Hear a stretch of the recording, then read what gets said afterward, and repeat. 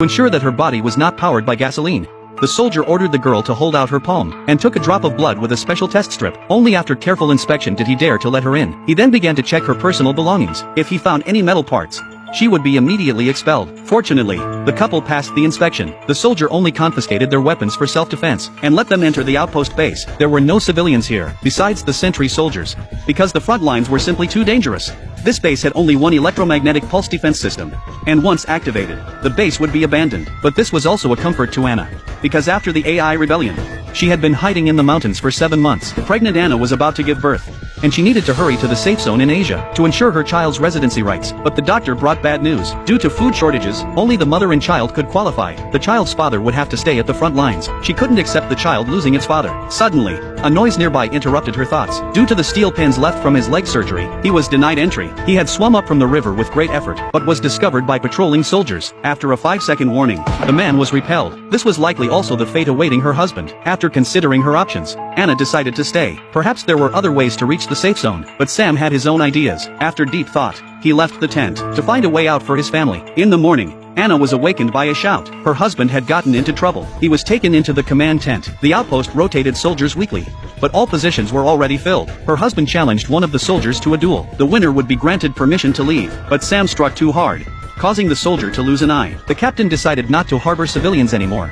Even though Anna was pregnant, she also lost her right to stay. Before leaving, Sam begged the soldier, and finally retrieved his self-defense items. But Anna couldn't understand why her husband had taken such a risk. This further reduced their chances of survival. Before they could reconcile, a torrential rain fell from the sky. They had to hurry on their way. After spending a cold night in the rain, they were about to rest when a small cabin suddenly appeared in the wilderness. Her husband cautiously approached the cabin door, and Anna held her breath, waiting for the outcome. After praying repeatedly, Sam waved his hand to signal that it was safe inside. After blocking the door with furniture, they finally got a chance to catch their breath. After resting for an afternoon, she began to study the route. All the highways had been taken over by AI, and humans couldn't pass through. They were only 5 days away from Boston Harbor, so they could only hope for a small road to quietly and slowly make their way through. The 5-day journey would be extremely difficult. Early the next morning, Anna was awakened by noise outside the door. Her husband was repairing the motorcycle. He had come up with a risky plan. If they traveled by motorcycle, the week-long journey could be shortened to a few hours. If they were lucky, they could reach the port before sunset. Anna still wanted to travel silently.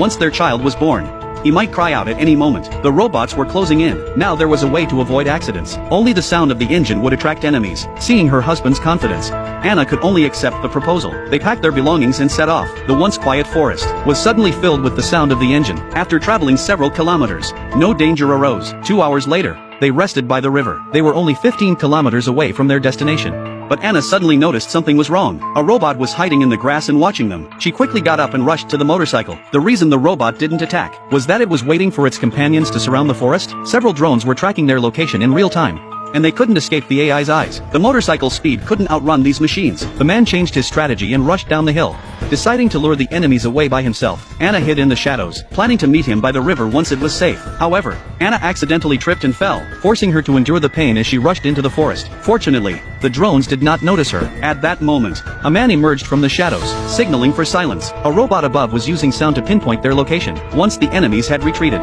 the man spoke. He discovered that Anna's husband had been captured, and now she was injured and unable to run. Anna needed to rest before she could move. Anna decided to temporarily trust this stranger, and followed him into the forest, opening the door. This was the man's hideout. Anna noticed many technological devices inside. After repeated inquiries, the man finally revealed his identity. It turned out that from the very beginning of robot design, 3 principles had been programmed in to ensure they would not harm humans. As an engineer, the man had sensed the danger of AI and had built this hideout early on.